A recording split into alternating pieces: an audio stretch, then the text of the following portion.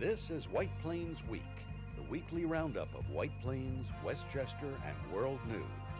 With John Bailey, editor and publisher of the daily internet newspaper White Plains Citizen Net Reporter, WPCNR.com. Jim Beneroff, editor and publisher of SuburbanStreet.com and WhitePlains.com. White Plains Week, what's happening? Who are the newsmakers? What's in store for the future? The views and opinions expressed on this program are solely those of the participants.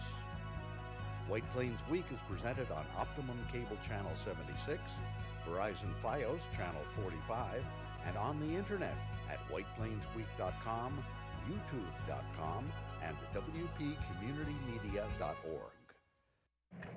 Now, White Plains Week. Good evening, Mr. and Mrs. and Ms. White Plains and the world. We're here now with the stories making headlines is the headline man, Jim Beneroff. And here are the headlines for the week of November 20th, 2020. The city took up the Good Counsel property proposal this week with a public hearing on the new proposal for apartments and assisted living units at 52 North Broadway. New cases of COVID rose by 300 a day in Westchester County. County Executive George Latimer and Governor Cuomo urged small family gatherings for Thanksgiving to halt spread. Keep gatherings to just family you see regularly. Students returning from college should test before they leave. Avoid social gatherings with old friends. County Health Commissioner Dr. Sharita Amler tells key facts about COVID County has learned. County Executive Latimer gives details on how COVID is spreading in Westchester County, growing in densely populated areas of cities and towns.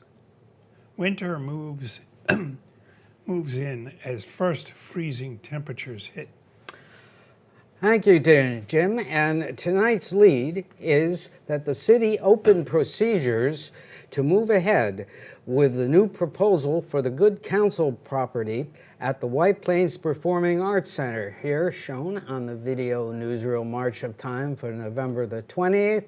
In the background, of course, is the big dais setup that they had with the city and hell in the background, and down in front is a close-up of the mayor opening the hearing.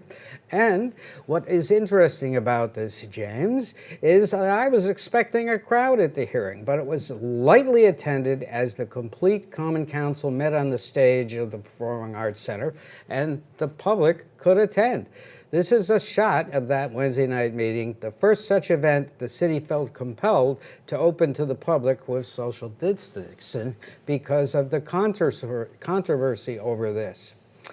Now, the key takeaway, Jim, was a presentation by William Null on behalf of the developer of the differences between the first larger scale project on the new site plan, which after these hearings close will go on to the council deliberations on the new site plan itself. And this is the proposal in the upper left, and at the top you'll see the brown shaded buildings are townhouses, and over on the right are 2 assisted living units. There are a total of 232 assisted living units and 103 in the second building, and there are 8 to 10, they are 80 to 100 feet high, 8 to 10 stories high, so they've lowered it. What do you think? It's the total of 200 units, or? That's a 610 residents. You know, including assisted living and townhouse residents, and it's scaled down considerably.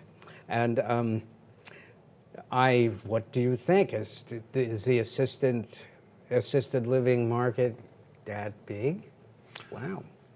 That's a really good question, and it's a market that although I'm in the age category that uses it, but I don't know too much about the metrics of that market and how it actually works.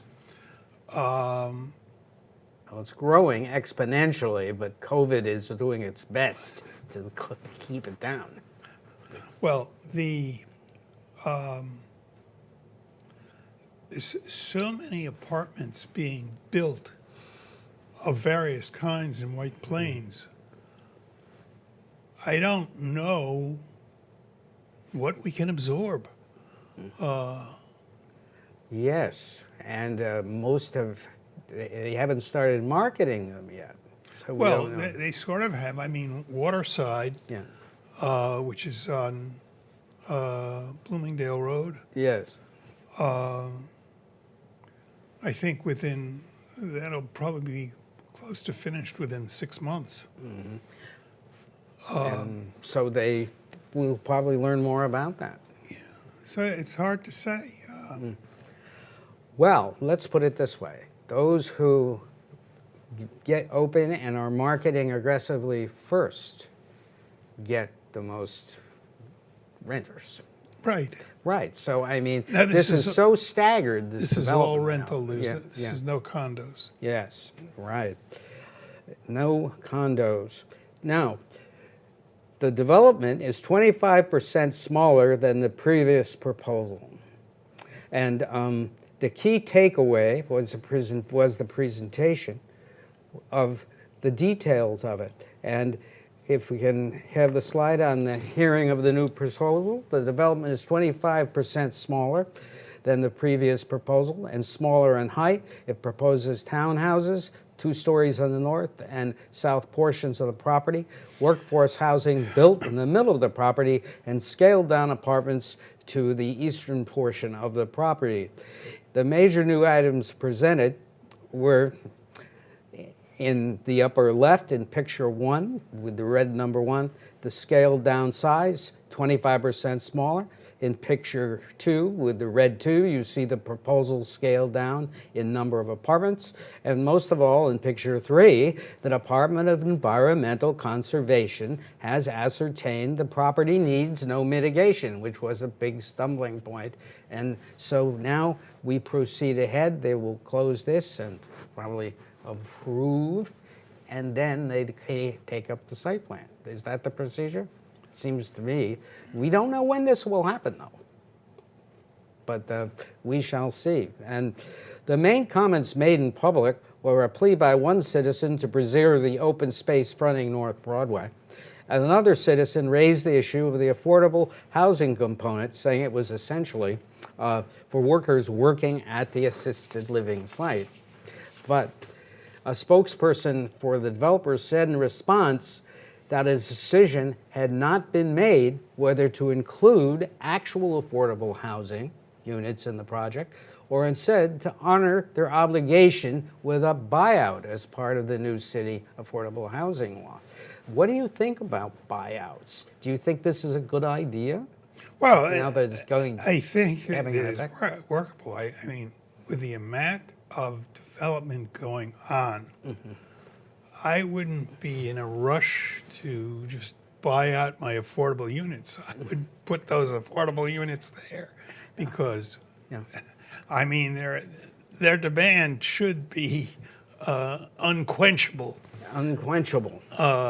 And, you know, I don't know where people are going to get all the money and all the cash for renting all these apartments. You know, and we're talking about what is it? 1-bedroom apartments are renting for what, about between $2,000 and $3,000 at least a month. It's a lot of jing. And that's $36,000 a year at the Times- high end in yeah, rent. Right. And that means, you got to have, to afford that, you really have to have $150,000 income. Exactly. Well, And if you have a child or two, you better have a lot more income. that's true, because one has to plan for the future starting now, as soon as you have children, to be able to afford it. Now, COVID was the big shadow over Westchester County. This came apparent as County Executive George Latimer on Thursday, in his second briefing of the week, first time he's had two briefings, delivered this sobering news. The most recent information we have is as of yesterday, 45,335 total coronavirus infections over the course of the pandemic. 41,360 represent those that have gone through a 2-week period of time having been diagnosed with COVID and completed that period of incubation. That leaves us with 3,975 active cases of coronavirus, and as we've reported in the last couple of reports, that number is dramatically up from where it was earlier in the year. The number of 3,975 1 week ago was 2,502. So the increase of 1,700 active cases in the space of a week represents almost a doubling of cases, from 2,500 to 3,900 in the space of a week. If you go back just 2 weeks ago, which is right after Election Day, not that long ago in our memory, the total number was 1,666, and that was less than half of the number of active cases that we have as of today. That means that more people have tested and been infected by COVID over the last 2 weeks than over the prior periods of time, and that's why the active case number continues to rise. Most recently, we tested in a single day 7,332 individuals, and we had 360 of them test positive for COVID. That is just below a 5% infection rate. During our periods in the summertime where we had low statistics, low spread of the infection, we were under 1% infection, and now with this particular day, we had a 5% infection ratio. That number does not stay the same day to day. We look at a rolling 3-day average. Sometimes it's a little up, sometimes it's a little down, but it is certainly concerning that we reached a 5% infection rate, which means out of every 100 people that are tested, 5 come up as positive for COVID. Now, 5 out of 100 as a percentage is a small number of absolute cases. When you're now testing 7,000, 8,000, 9,000 people, it gets you 300 to 400 cases, new cases, every day. That will take 2 weeks to work through the incubation period. So again, as of this report, 3,975 cases. When I last reported to you on Monday, that number was 3,515 cases. So we've gone up 400 cases over the space of a couple of days. And I'm telling you, Monday, Tuesday, Wednesday, Westchester County, according to New York State COVID Tracker, updated at 2 p.m. on Thursday, Jim, totaled 1,096 persons testing positive for COVID out of 26,056 tested. That's pretty alarming. And infection rate of 4.2%, twice the infection rate the New York State Department of Health considers controllable infection rate, 1.1%. The virus is spreading in the county rapidly, and Governor Cuomo, in a news briefing, noted that Canada had a major spike in cases during the Canadian Thanksgiving over October the 2nd. And he urged social distancing and small Thanksgiving gatherings. And we now have a spot prepared, the county, in Spanish for those of you who would prefer it in Spanish, and here it is. Los casos de COVID no han terminado. Ahora está regresando y está regresando más fuerte en muchos casos. Creo que hay mucha gente que ya está fatigada, ya está cansada de hablar sobre el COVID. Debemos seguir las instrucciones del gobierno del condado de Westchester. Nos dan para protegernos. La máscara protege y cubra la boca, pero también la nariz. Ya vienen las fiestas y queremos reunirnos con nuestras familias y con nuestros seres queridos, pero por ahora no es el tiempo de hacer eso. Very good spot, and it sort of summarizes for our Spanish-speaking friends in what you have to do. Now, the news came after Mr. Latimer, in one of his Facebook interview programs, interviewed Westchester County Commissioner of Health, Dr. Shirlita Amler, who told us what many do not know and what is needed to stop the virus. The essence of her interview was boiled down to setting out what the county has learned about the virus and how it is up to us to stop it and the need to respond when contacted by New York Tracing. And these are just the highlights of that interview. Jim, we got used to it in summer, she said. In Halloween, we hit 300 cases a day. Until a vaccine curtails is available, we have to curtail socializing and social play. Rapid, more false positives is one sort of test that you can take to get an immediate answer. However, it's not as accurate, and so therefore you have to go into quarantine. And PCR tests have key on COVID virus only, so it's much more accurate. Those are the two differences in tests. So what you really want to do is take the PCR test if you have symptoms. And infection can take 14 to 15 days to develop. You wait 5 days before being tested. Test if you have symptoms: taste, smell gone, and fever. And 40% who have virus show no symptoms. This really flabbergasted me because it's the first time I've seen that said in public.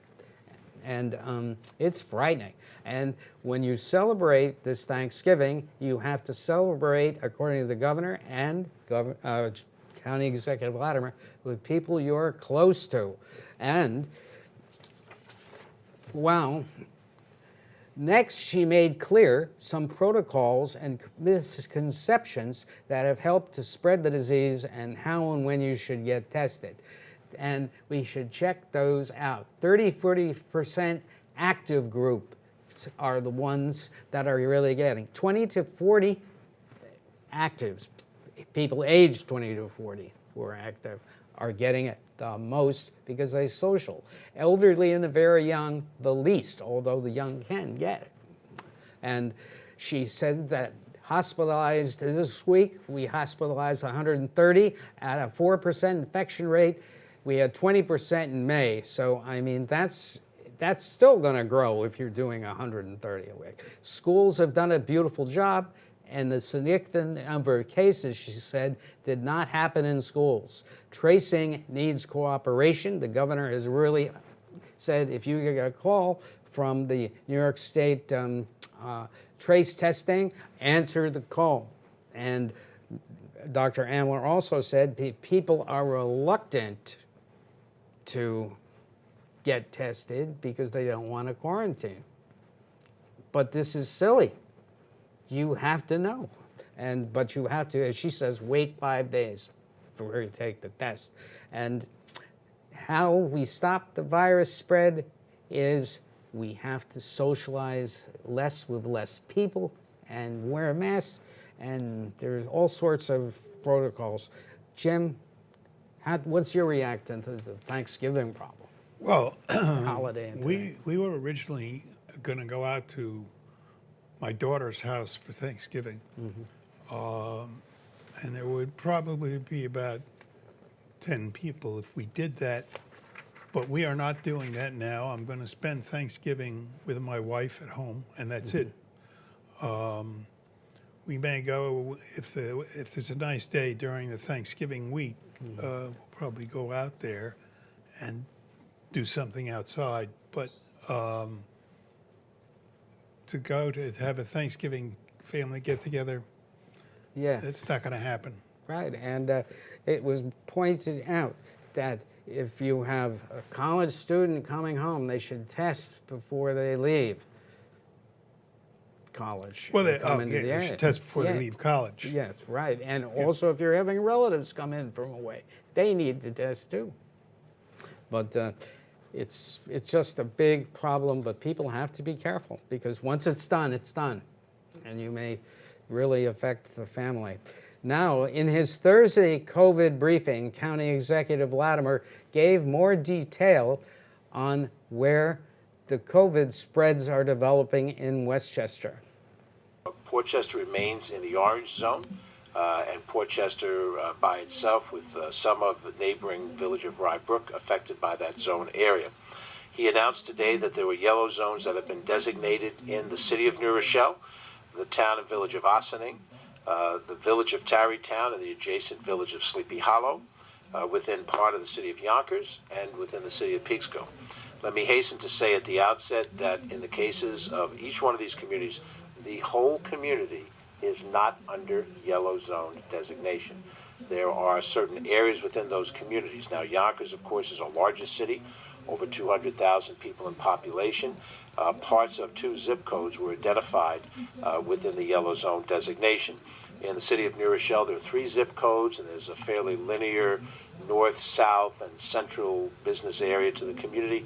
It is in the 10801 zip code, which is the heart of New Rochelle, the center part of New Rochelle, that has been designated within this yellow zone. In the village of Ossining, it is primarily the heart of the village of Ossining, not all of the village, that's included. Some of the town outside the village of Ossining, that's how they refer to the unincorporated section of Ossining in that area. And Briarcliff Manor, part of which is in the town of Ossining, is not affected by this zone designation. And the village of Tarrytown and the village of Sleepy Hollow have their most concentrated sections that are included in the zone. And between Route 9 to the Hudson River is the most concentrated portion of population in the village of Tarrytown, and in the village of Sleepy Hollow, the yellow zone covers both of those 2 communities. I might add that to confuse matters more, Tarrytown is a village within the town of Greenburgh. Adjacent to it, Sleepy Hollow is a village in the town of Mount Pleasant. So to the extent that town governments are involved in those 2 particular villages, as they are in some other ones, that is a factor. And then finally, the city of Peekskill has its more congested urban area, more densely populated area, part of the yellow zone that's been established. And if you go to the next slide, in closing on COVID, here's the county chart of numbers as of November the 19th. And on the right, I have blown up the listing of cases. And the way this chart really makes the most sense is to look at the column on the right where the new cases are. You can see that the leader here is Mount Vernon with 34 new cases. This is as of yesterday.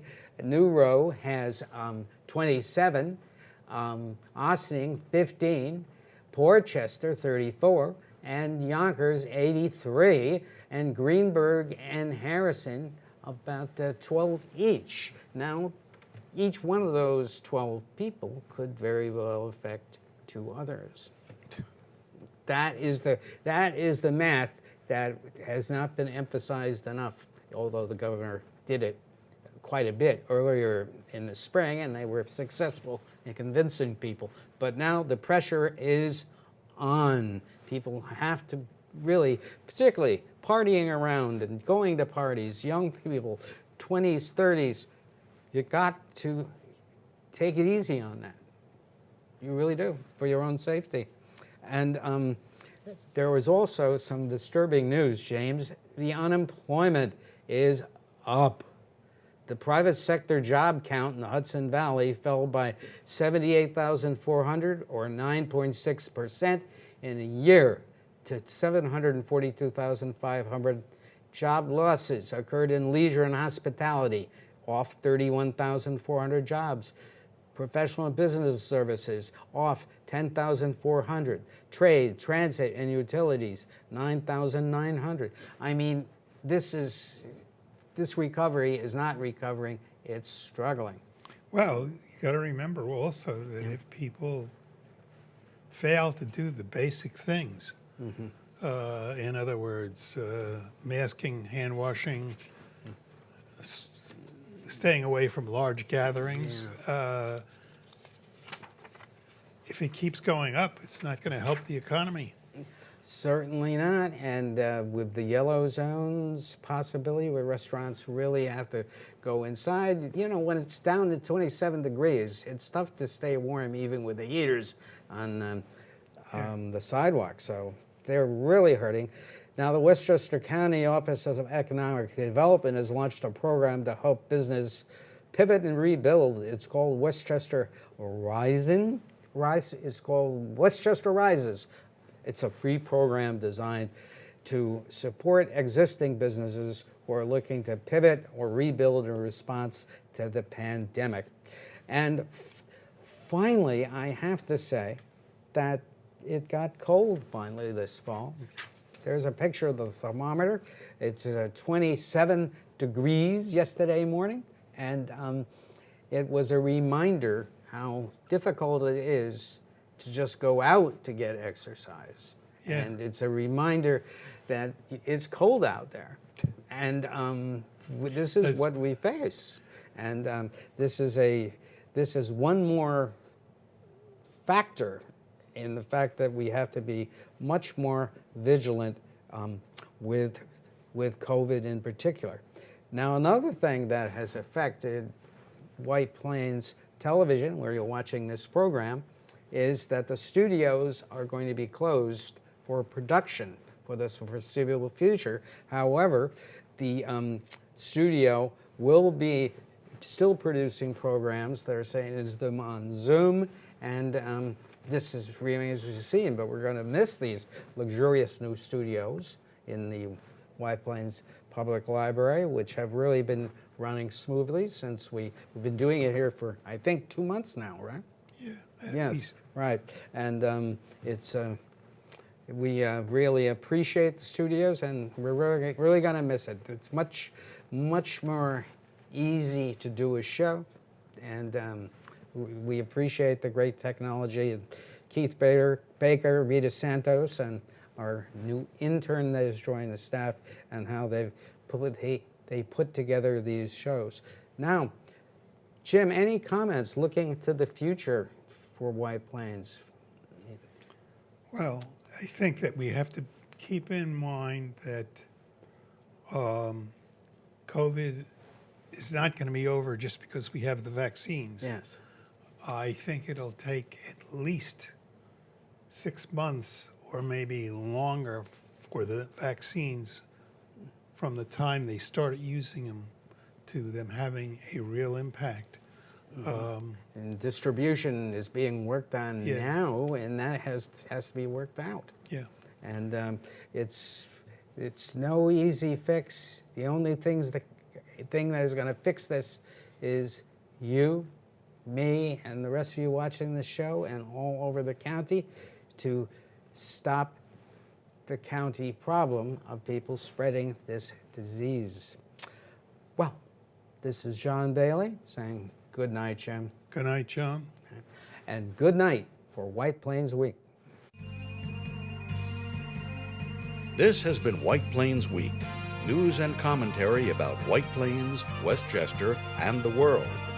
The views and opinions expressed on this program were solely those of the participants. White Plains Week, produced by White Plains Citizen Net Reporter, and presented on Optimum Cable Channel 76 and Verizon Fios Channel 45.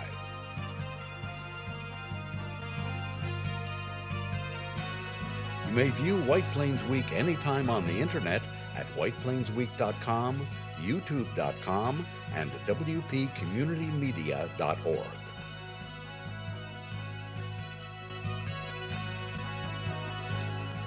For White Plains Week, this is Peter Katz speaking.